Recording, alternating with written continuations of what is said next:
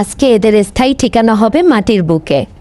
তাই আজকে এর পুরো প্রসেসিংটা আপনাদের সাথে শেয়ার করব, আমি কিভাবে এগুলো মাটিতে সেট করে দিই। প্রথমেই আমি এখানে কিছু মাটি এবং ঘরে তৈরি করা কিছু সার দিয়ে মাটিটাকে রেডি করে নিয়েছি।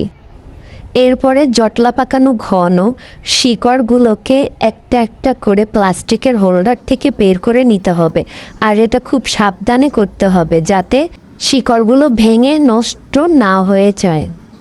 দেখুন কত সুন্দর করে আমি এগুলো বের করে নিয়েছি। তবে এই ডাটাগুলো লাগাতে গিয়ে আমার একটা জিনিস মনে হলো, সবুজ সতেজ ডাল পাতাগুলো যদি এভাবে লাগিয়ে দেই তাহলে রোদে শুকিয়ে যেতে পারে। তাই আমি উপরের অংশগুলো কেটে আলাদা করে রান্নার জন্য নিয়ে শুধু ডাটাগুলো লাগিয়ে দিব। যাই হোক, সবগুলো ডাল পাতা আমার কেটে নেওয়া হয়ে গিয়েছে। দেখুন কতগুলো হয়েছে, দেখতে কিন্তু ভীষণ দারুণ লাগছে। সব শেষে দেখুন আমি ডাটাগুলো এভাবে ফাঁকা ফাঁকা করে বসিয়ে উপর থেকে কিছু মাটি দিয়ে দেব যাতে এটা শক্ত হয়ে বসে থাকে।